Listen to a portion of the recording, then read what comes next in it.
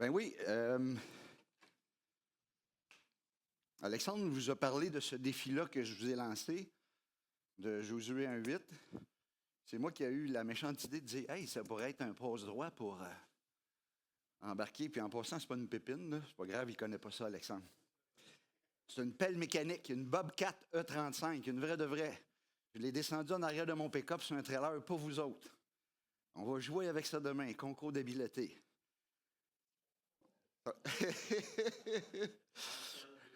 Puis, non, non, non. Même, je voulais mettre ça dans le coin de mon pick-up. Je vais enlever mon pick-up avant. Non, parce que l'idée est partie de. Ça ne fait pas partie de mon enseignement, mais il faut que je vous compte ça. Mon beau-frère est programmeur. C'est un taquineux.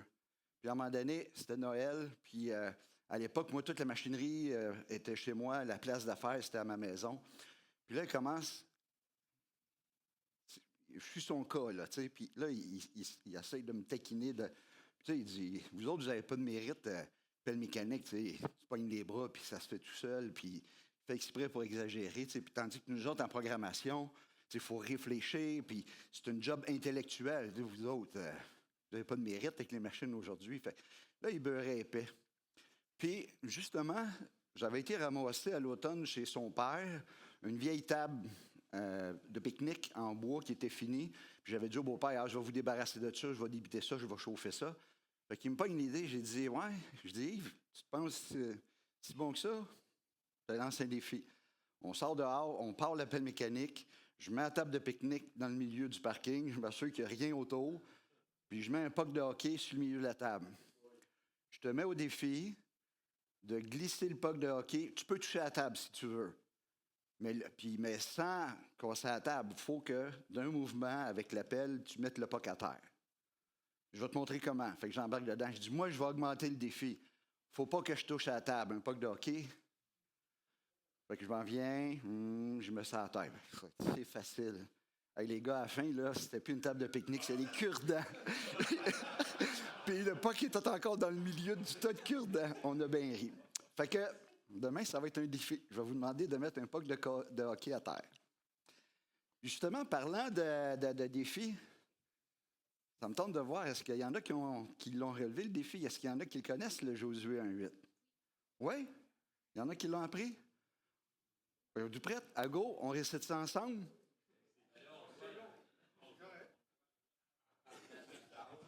Mais c'est pas grave. Je vous fais confiance. Même si vous le voyez, on peut le réciter ensemble. Je vous donne une chance. Le but, c'est de l'apprendre.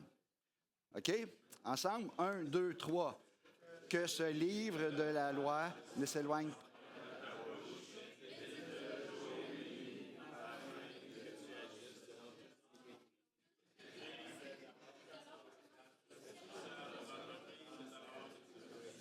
OK, le réussira est bien important enfin. C'est bon. Là, je sais pas, les gars. C'est bon d'apprendre la parole. Ça nous aide tout le temps. Hey, ce matin, on a appris à mieux connaître un jeune serviteur, ce jeune serviteur qui a connu l'esclavage. C'est pas rien non plus. Il a connu l'esclavage, mais il a connu aussi ce temps, je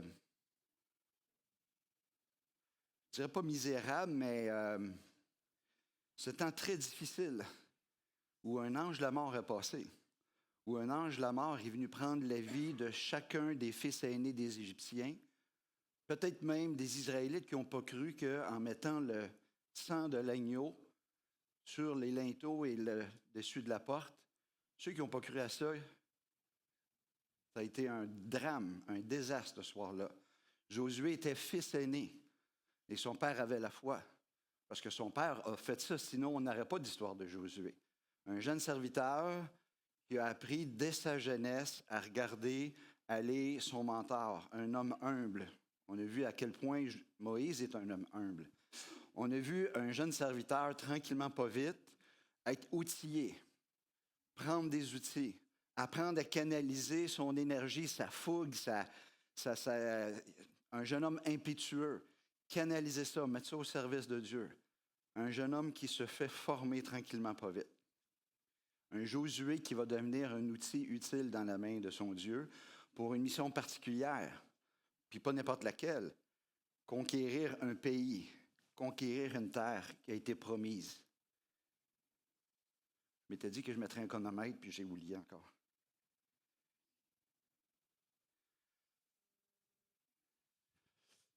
Et ce Josué-là progresse, il prend de l'assurance en toute humilité. Il arrive à un moment où aussi il vit encore un autre drame. Un drame encore très grand pour lui, très grand pour le peuple. Et là, je vous dis, on est en Deutéronome 34, dernier chapitre de Deutéronome 34, premier chapitre de Josué. Qu'est-ce que ces deux chapitres-là nous révèlent? La mort de Moïse. Hey, ce grand homme, ce conducteur, le peuple le suivit avec confiance. Et tout à coup, notre leader, il n'est plus là. Il est parti. Dans Deutéronome 34, ce qu'on lit à propos de Moïse, à ce moment-là, Moïse avait 120 ans. J'aimerais être à 120 ans comme Moïse, parce que c'est écrit, sa vue n'était pas affaiblie. Et il n'avait pas perdu sa vigueur. Moïse n'avait pas perdu sa vigueur. Plus que ça, au moment où Moïse meurt, on ne le réalise peut-être pas, mais la conquête de Canaan a commencé. La conquête de Canaan a commencé. Tu peux-tu, Rémi, mettre ça à l'écran, s'il te plaît?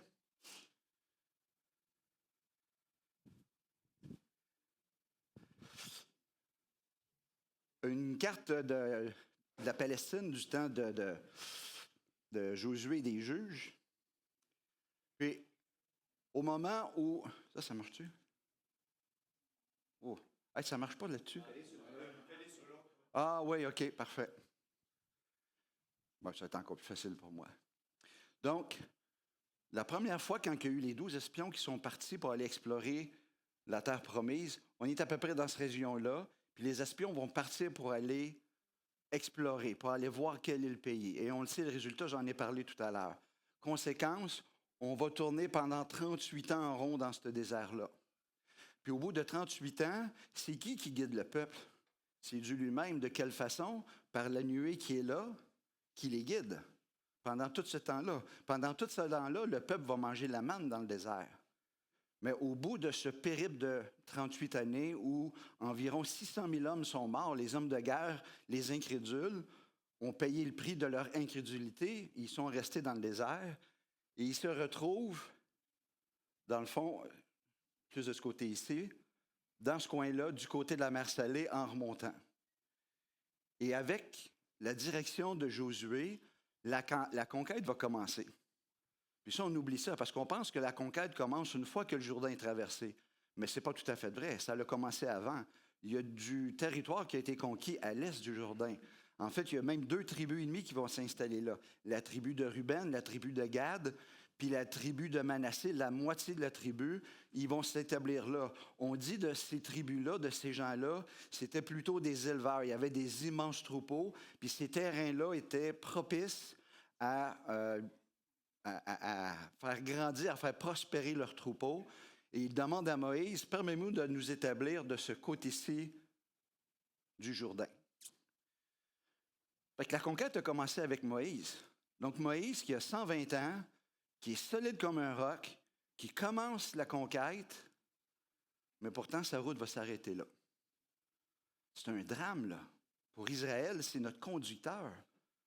C'est quoi la logique, Dieu, de nous enlever notre conducteur? Pourquoi donc que la route à lui, à Moïse, s'arrête là? En fait, il y a plusieurs raisons, mais la mission de Moïse, c'était de faire sortir le peuple d'Égypte. Ça, c'était sa première mission. Ça n'a jamais été la mission de Moïse de les amener en terre promise. La conquête, ce n'était pas la mission de Moïse. Mais je ne veux pas qu'on prenne le temps d'aller fouiller plus loin, mais on le sait, si vous connaissez l'histoire, il y a eu un événement particulier dans le désert où Moïse a flanché, où Moïse s'est trompé, où Moïse a montré qu'il était humain. Le peuple, encore une fois, se plaint, ils ont soif, puis Moïse est comme tanné. La coupe est pleine. Mais il fait ce qu'il a à faire, il va à la rencontre de son Dieu, dans l'attente de la rencontre, et Dieu lui dit, va parler au rocher, je vais donner de l'eau au peuple. Mais un excès de fatigue, de colère, whatever, Josué ne fait pas ça de la bonne façon. Moïse, ne fais pas ça de la bonne façon. Vous suivez? C'est ici que je l'avais dit que je n'étais pas. Moïse, il ne fait pas ça de la bonne façon. Puis il se rend avec exaspération, il se rend au rocher, puis c'est lui-même qui commande, je t'ordonne de donner de l'eau. L'image qu'il renvoie, c'est que c'est moi, Moïse, qui va vous donner de l'eau. Il frappe le rocher en plus. Dieu, il n'avait pas dit de faire ça. Dieu, il avait dit, va parler au rocher et je vais donner de l'eau au peuple. Vous allez dire, il me semble que la faute n'est pas grosse. En tout cas, c'est mon opinion. Mais c'est écrit aussi que c'est un affront, une atteinte à la sainteté de Dieu. Ce que Moïse a fait, l'erreur qu'il a commise à ce moment-là, il a atteint à la sainteté de Dieu. Et Dieu ne veut pas que sa sainteté soit entachée, surtout pas dans des moments de l'histoire aussi importants que ceux-là. On va en voir aussi en Canaan, Dieu va protéger sa sainteté. Pourquoi? Parce qu'il veut que son peuple soit saint comme lui-même il est saint. Il ne va pas jouer avec ça. Conséquence de Moïse, tu ne vas pas rentrer dans la terre promise. On peut trouver ça sévère. Moi, je ne veux pas trouver ça sévère parce que je ne suis pas Dieu. Puis, on va quand même se le dire, Moïse obéit, Moïse il se soumet, mais Moïse a quand même eu des expériences avec Dieu où il est venu devant Dieu, intercéder pour le peuple, pour dire, Dieu il se mettait en colère contre le peuple sans foi, sans reconnaissance, il voulait détruire Israël, Moïse intercédait en faveur du peuple et Dieu écoutait. Je vais vous demander si vous avez encore votre application, votre Bible. On va lire, je trouve ça touchant comme histoire. Dans Deutéronome 3, 23 à 28. Ça nous révèle un Moïse qui vient,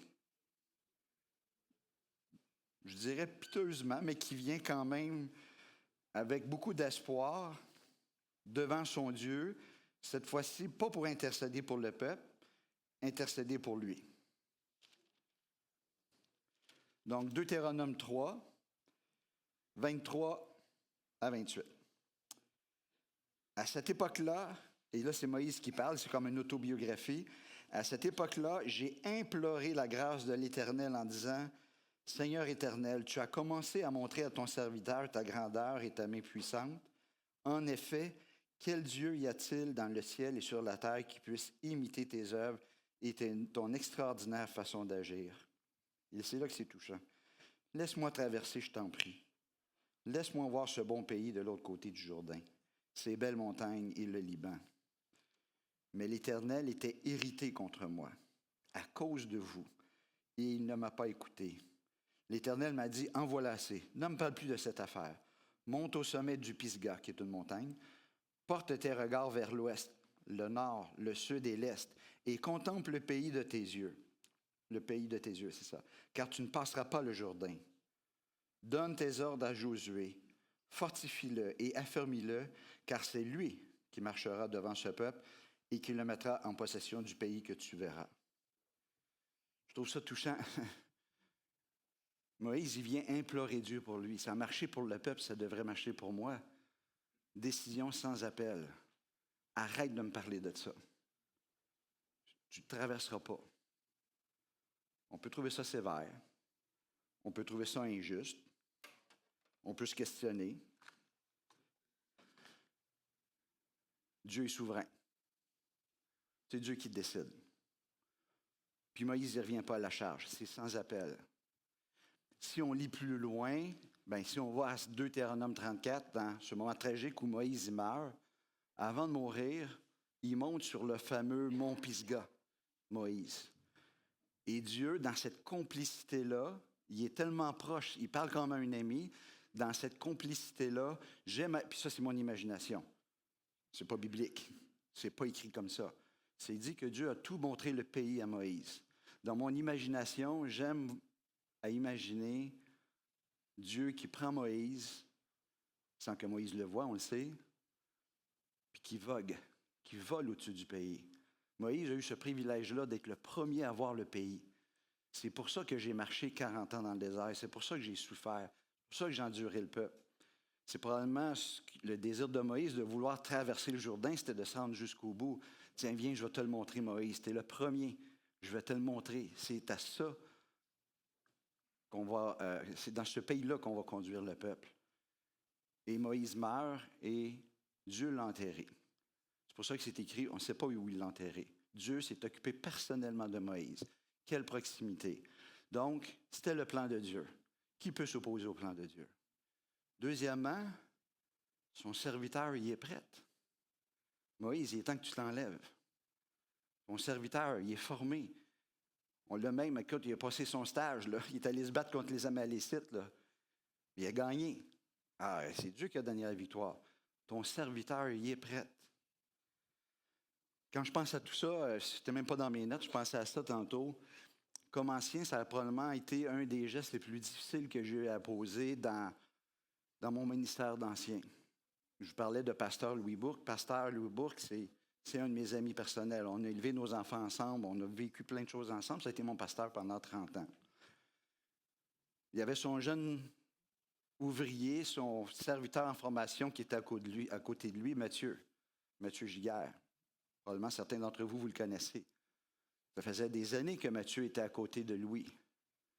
Puis pour toutes sortes de raisons que je ne vais pas expliquer, on n'a pas le temps. Nous, les anciens, on en est venus à la conclusion, Louis, c'est le temps que tu t'en ailles. Donc, on a prié, on s'est consulté les anciens. Puis moi, avec un frère, un autre ancien, je me souviens toujours de cette journée-là où je suis allé rencontrer mon pasteur, mon ami, avec sa femme, puis dire, Louis, on pense que c'est le temps que tu te retires. Ah, c'était tough. C'est une des choses les plus tough que j'ai eu à faire dans mon ministère d'ancien. Mais son serviteur, son chef, son ouvrier en formation, Mathieu, il était prêt. Puis il y a d'autres choses qui étaient appelées à d'autres choses. Lui est devenu le directeur de l'association. Josué était prêt. Donc oui, c'est la perte d'un grand homme. Ça aurait pu être la fin. Ça aurait pu être la déroute totale. Mais qu'est-ce que ça aussi, ça nous apprend? Une autre chose que ça nous apprend. Le plan de Dieu ne dépend pas des hommes. Le plan de Dieu ne dépend pas d'aucun homme. Le plan de Dieu ne dépend pas des institutions. Le plan de Dieu ne dépend pas de votre Église, de mon Église, du camp des bouleaux. Le plan de Dieu dépend d'une seule chose, d'une seule personne, de Dieu lui-même. Dieu n'a pas besoin de nous pour accomplir son plan. Il nous fait la grâce d'être utile dans son plan. Le plan de Dieu ne dépend pas de personne d'autre que de lui-même. Moïse, cet homme-là, c'est écrit dans Deutéronome 34. Il n'y a jamais eu un autre prophète aussi grand que Moïse qui parlait d'égal à égal. C'est écrit comme ça. Qui avait une relation aussi proche. Puis pourtant, c'est la fin pour toi, Moïse. Josué prend ta place. Des gros souliers à chausser pour Josué.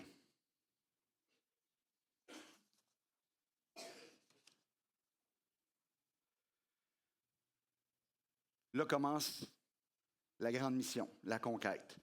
Josué est en poste. Tantôt, on a lu ensemble, en Josué 3, Dieu a dit, tu vas traverser le Jourdain, puis je vais montrer au peuple comment tu es grand, comment tu vas être fort, comment je vais être avec toi. Puis Josué, en toute humilité, a tourné ça. Dieu va nous accompagner dans ça. La mission, l'aventure commence, la conquête commence. Et là, c'est un autre trait. Je vous avais dit que dans notre fin de semaine, je voulais vous présenter 3 aspects de ce personnage qui m'inspire. Son humilité, un de ses secrets dans sa réussite, la prise de risque. Ici, c'est un entrepreneur qui vous parle. En tant qu'entrepreneur, on en prend des risques. En tant qu'employé d'une compagnie, on en prend aussi. La prise de risque. OK, où je m'en vais avec ça? Josué a dû prendre des risques. Josué a pris des grands risques. Puis pas d'une façon inconsidérée. Je ne parle pas ici de baisser la tête, puis on rentre dans le tas, puis on verra ce que ça donnera. Il y a une façon de prendre des risques. Josué a pris des risques, mais de quelle façon? Ou qu'est-ce qui le motivait? C'était son obéissance. Josué voulait obéir à Dieu, mais il a dû prendre des risques. Tantôt, je vous parlais que, je vous ai montré sur la carte, mais d'ailleurs, on va en mettre un autre. Ils ont tourné en rond. Puis ça, c'est une question que je me posais. Quand je médite, quand je réfléchis à Josué, je me dis pourquoi Dieu a conduit le peuple en errance. Oups, je me suis trompé. Peux-tu m'aider? en errance ici. Je vous ai dit que la première fois, ils se sont présentés à la porte ici avec les 12 espions. Il y avait un accès direct. Après 38 ans d'errance, Dieu les amène de ce côté-ci du Jourdain.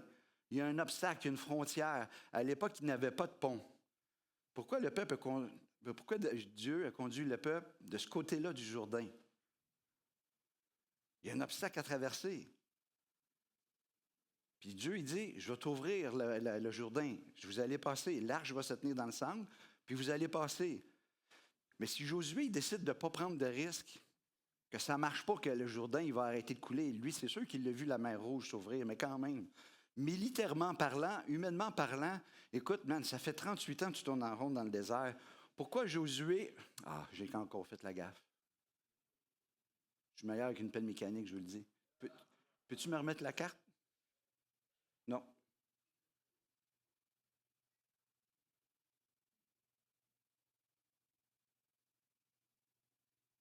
Good. Donc, Josué, il est là. Ils ont tourné en rond dans le désert.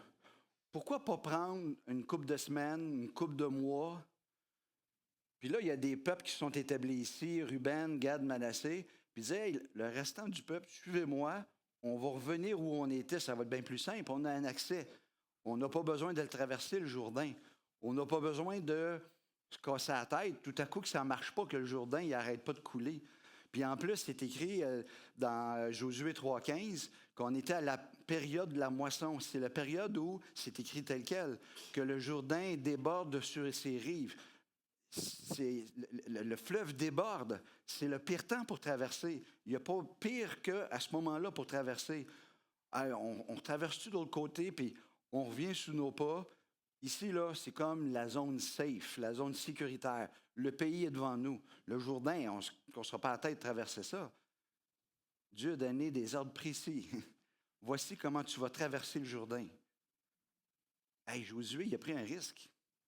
Il a volontairement pris un risque. Mais son risque n'était pas irréfléchi. Son risque était dans l'obéissance. Toi, quel risque que tu peux prendre aujourd'hui? Hein, les jeunes, je vous interpellais tantôt, je vais prendre un petit peu plus vieux que les jeunes. Tu finis ton secondaire.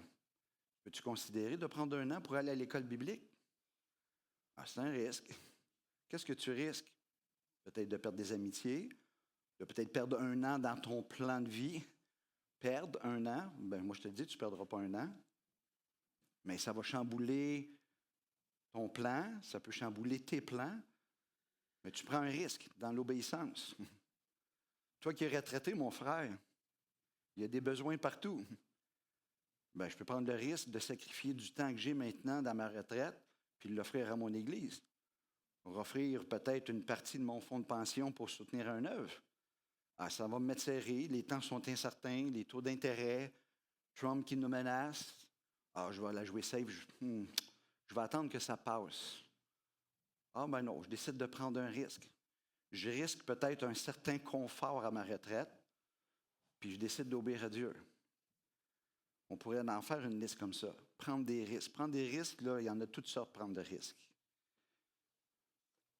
Josué a pris un risque en décidant de rester de ce côté-là du Jourdain et de faire confiance, mais surtout d'obéir à Dieu. 4 fois dans ce temps-là, Josué va prendre des risques incroyables. Traverser le Jourdain, assurément, c'en est un. Là, je ne me suis pas trompé. Il veut continuer à obéir. Quel autre genre de risque Josué a pris? Si vous lisez Josué, vous allez voir, il traverse le Jourdain, monte un hôtel en prenant des pierres dans le centre du fleuve. Pourquoi? Pour qu'on se rappelle ce moment-là. Puis rendu de l'autre côté, quelque chose de totalement inusité. Dieu, encore une fois, donne des directives à Josué. Une des directives qu'il va donner, il va circoncire le peuple. J'ai mal. Dans le désert, pendant toutes ces années-là, on a mis de côté cette pratique-là. Pratique, non. Cette alliance-là. L'alliance que Dieu avait faite avec Joseph. Tu vas être un peuple distinct. La circoncision. Oui, j'entends. Ah, oui. Et là, Dieu demande à Josué, tu vas circoncire tout le peuple, toute ton armée. Hey Dieu, es-tu conscient de ce que tu me demandes? Je suis un chef militaire, je suis un stratège militaire, puis tu me demandes de mettre mon armée à genoux, là, non fonctionnelle. Puis pensez-vous que les Cananéens, ils ne savent pas qu'on vient de traverser? Ben oui, Josué a envoyé des espions à Jéricho avant de traverser. Puis qu'est-ce que les espions ont entendu? On a peur de vous autres, on sait que vous vous en venez. Hey, Canaan, il sait qu'ils viennent de traverser, là. Ils sont en territoire hostile. Puis Josué, il faut qu'il chope. Il faut qu'il circoncie le peuple pendant minimum 3 jours non fonctionnels, armé totalement vulnérable. Si l'ennemi avait su ça, il n'y aurait plus d'Israël aujourd'hui, je pense. Hey, quel risque! Josué prend un risque. Pourquoi? Parce qu'il veut obéir à Dieu. Dieu il dit, circoncis le peuple. Je veux que mon peuple soit saint, qu'il se souvienne de mon alliance. Ouais, mais on n'aurait pas pu le faire de l'autre bord du Jourdain? Avant de traverser, peut-être qu'on aurait pu y penser. Non, ne questionne pas. Josué circoncis son peuple. Point de vue stratégie militaire, on va repasser, hein?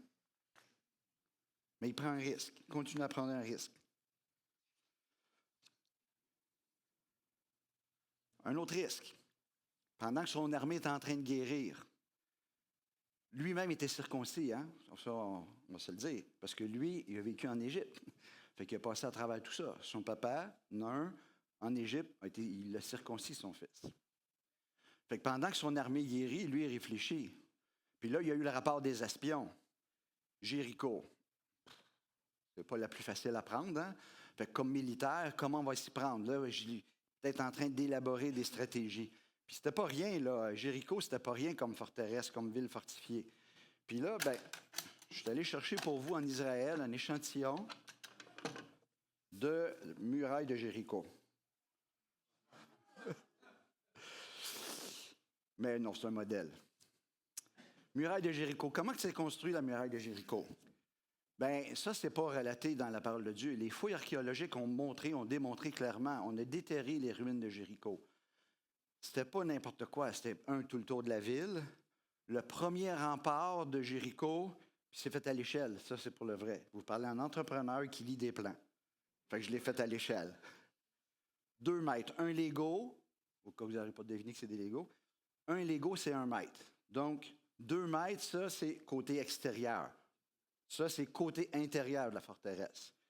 2 mètres d'épaisseur, séparé par 5 mètres, et une deuxième muraille de 4 mètres.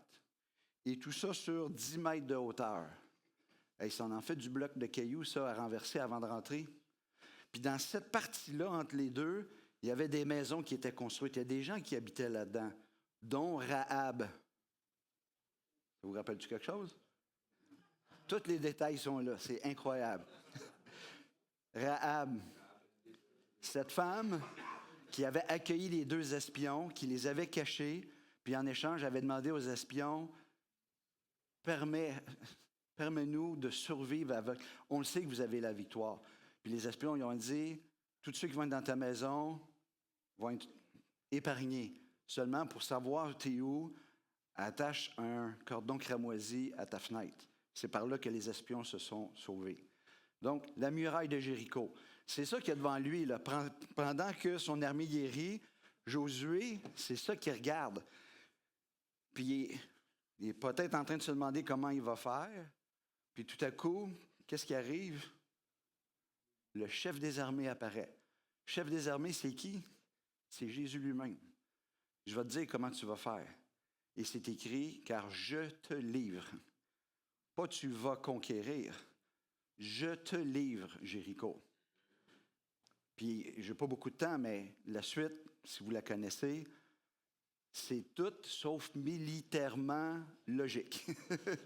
Tu sais, moi, il me semble qu'être un militaire, c'est comme, hey, on rentre dans le tas, puis il y a un gros tas, mais Dieu nous dit qu'on va gagner. Non, non, non. Tu vas juste tourner autour. Puis voici comment tu vas procéder. Hein? Tu vas mettre des soldats, l'arche, les trompettes.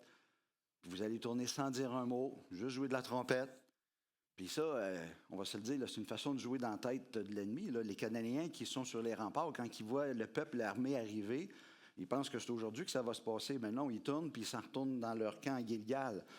Puis 6 jours, là, à un moment donné, hey, arrête de jouer avec nos nerfs, là. C'est pas de même que ça se fait la guerre, là. On vous attend. Ben non. Mais est-ce que Josué a pris un risque? Tout à fait. Lequel? D'obéir. Il a pris le risque d'obéir à ce que Dieu lui demandait. Militairement parlant, ce n'était pas de cette façon-là qu'il serait pris. Mais Seigneur, je te fais confiance parce que le chef des armées me dit, je te livre. Alors, j'obéis, je le fais. Il a changé probablement sa stratégie militaire pour prendre la ville probablement la plus fortifiée qui était pour rencontrer pendant cette guerre-là, en tout cas une ville hautement fortifiée, la première. Une autre histoire qui est moins connue. Puis on pourrait Josué a pris des risques. A tout le temps pris des risques. Josué, il se souvient d'une promesse qu'il a faite. Une promesse qu'il a faite à Moïse. Si vous voulez tourner avec moi dans Deutéronome 11.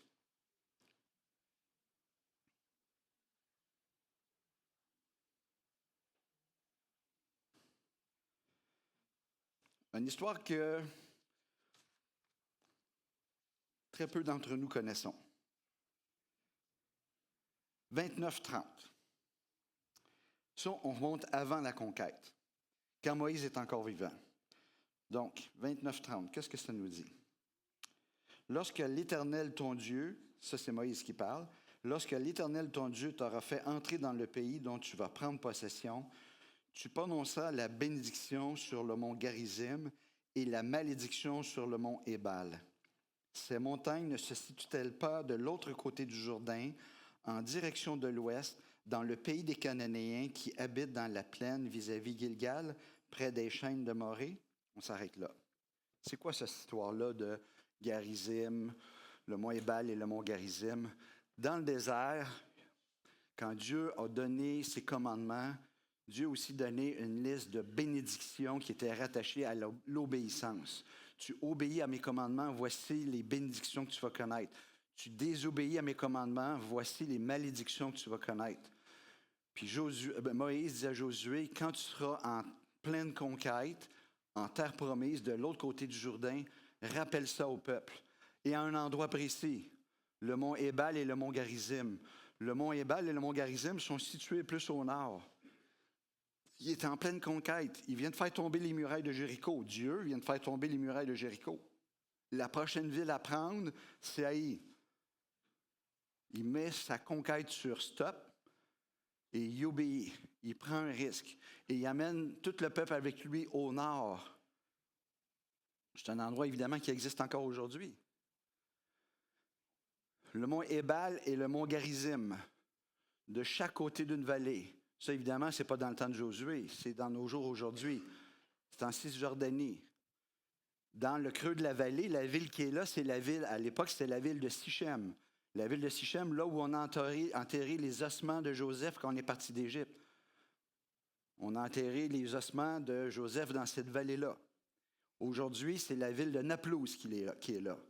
Alors, Josué, avec tout le peuple, en pleine conquête, va prendre tous ces gens-là et il va les amener dans cette vallée-là, en 2 montagnes, pour prononcer les bénédictions et les malédictions qui sont reliées à l'obéissance et à la désobéissance.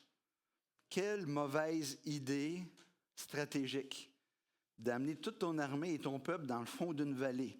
Pire position à la guerre. Si Canaan avait su, si les habitants avaient su, juste positionner une autre prise de vue de la même place. Vous voyez les montagnes? Ils sont dans le creux entre les deux. Alors, si l'ennemi est sur de chaque côté, avec toute l'armée qui est dans le fond, ils ont juste à fondre sur eux et les anéantir. Quelle mauvaise décision stratégique, militairement parlant. Josué prend le risque. Pourquoi il prend le risque? Parce qu'il veut obéir. Il veut obéir à Dieu. Dieu a dit par la voix de Moïse, quand tu seras en terre promise, fais ça. Il aurait pu attendre que les choses se calment Il aurait pu attendre que le 2 tiers de la terre soit conquis. Non, il le fait là. Il fait juste commencer. Ce que je veux qu'on tienne, je saute beaucoup de choses, mais ce que je veux qu'on tienne, c'est une belle qualité que de prendre des risques. On est tout le temps appelé à prendre des risques. Oui, il faut les calculer des fois, mais il faut les prendre avec obéissance, mais il manque un élément essentiel quand on prend les risques. À travers la confiance. Pourquoi Josué prenait ces risques-là? Parce qu'il voulait obéir. Pourquoi il obéissait? Parce qu'il avait confiance en son Dieu. Pourquoi il avait confiance en son Dieu?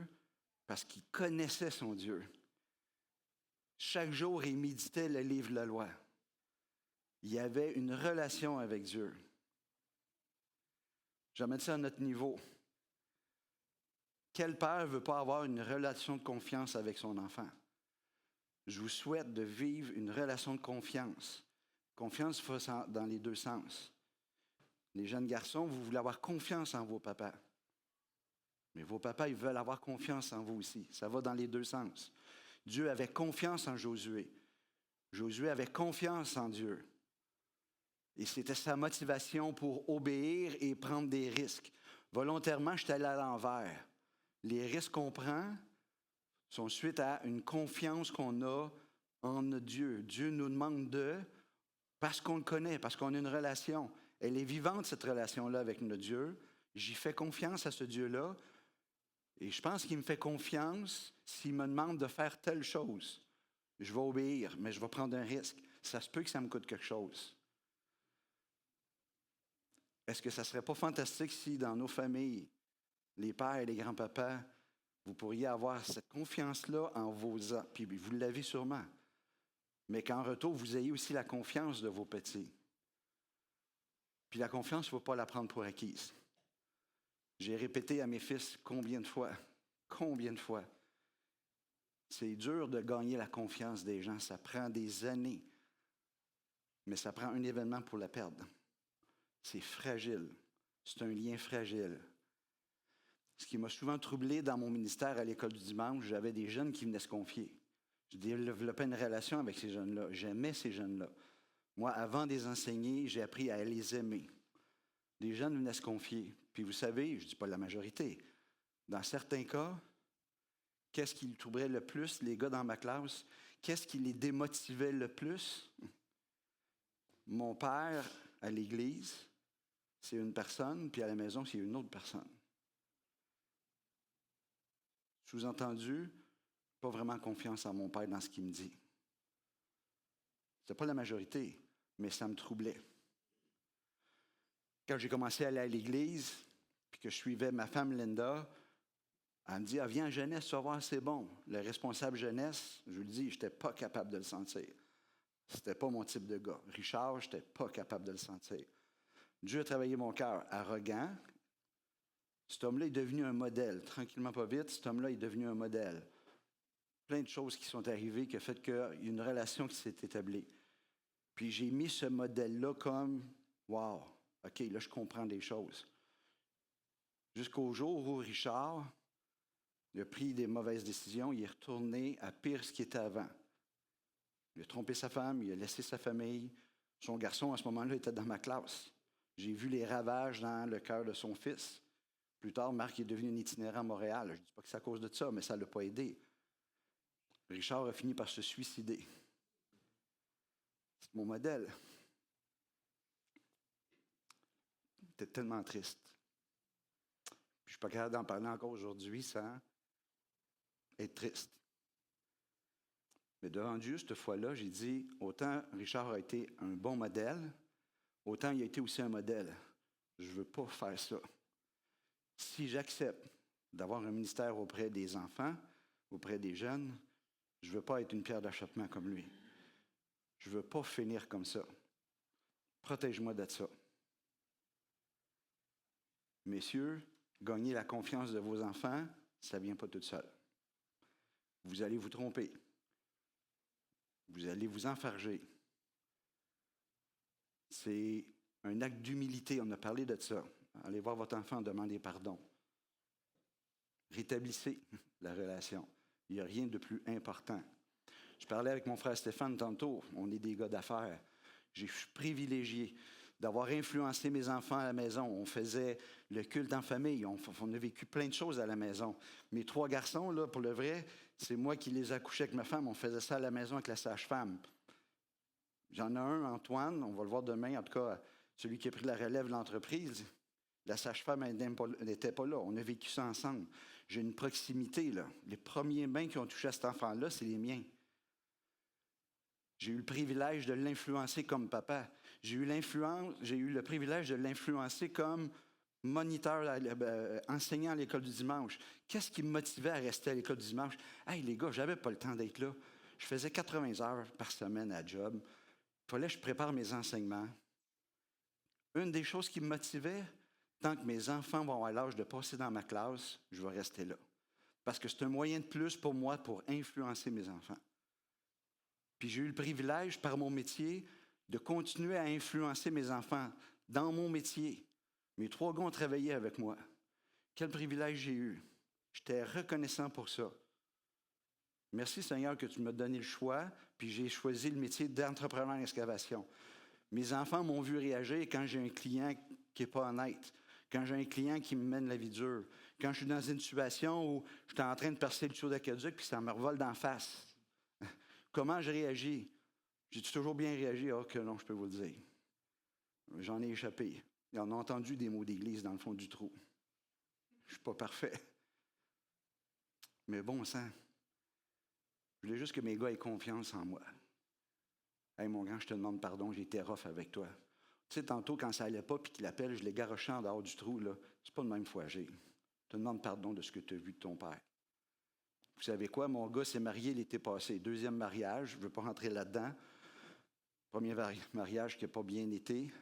Mon gars, à 35 ans, il vient me voir, Père, je veux prendre un lunch avec toi, OK? On s'assoit, on jase. Je voudrais savoir, qu'est-ce que tu penses de telle fille? Tu me recommandes-tu cette fréquentation-là? Je me suis mis à pleurer. Mon gars, il a 35 ans, puis il a assez confiance en moi pour connaître mon avis. Il veut savoir ce que j'en pense. Merci Seigneur, quelle récompense. La confiance avec vos gars, il faut que vous travailliez. Et c'est mutuel. Travaillez à ça. À partir de là, tout est possible. Très inspirant, Josué. Josué avait confiance en son Dieu. Puis ça l'a amené à obéir. Et ça l'a amené aussi à prendre des risques. Prenez des risques calculés dans l'obéissance, mais surtout dans la confiance.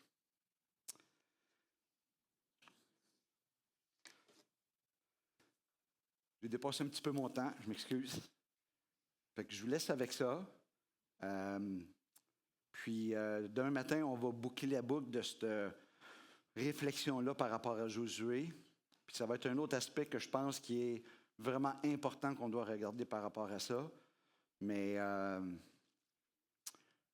c'est ça. Que la parole puisse... elle est tranchante, la parole. Elle nous enseigne. Puis c'est juste ça le but. Puis quand je vous parle de ça, les gars, ce n'est pas un sentiment de culpabilité que je veux mettre sur l'épaule de personne. Si c'est le sentiment que vous avez, vous n'êtes pas à la bonne place. Pas en train de pointer quoi que ce soit.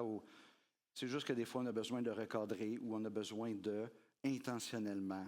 Tu sais, l'humilité, on l'a vu tantôt dans la définition, c'est être volontairement modeste. Soyez volontaire dans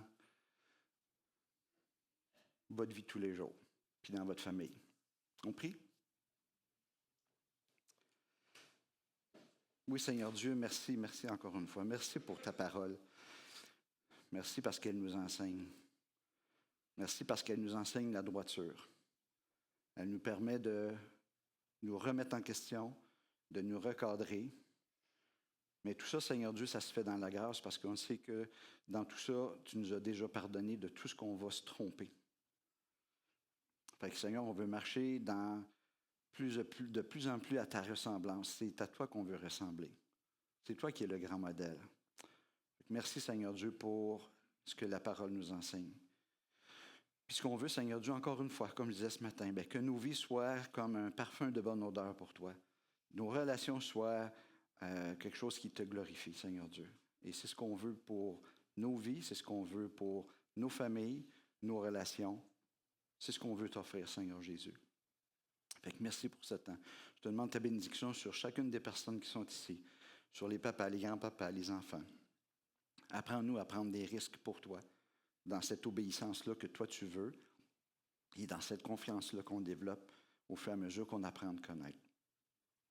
Puis, Seigneur, je vais en profiter pour te demander de bénir les aliments, le repas qu'on va prendre dans quelques minutes.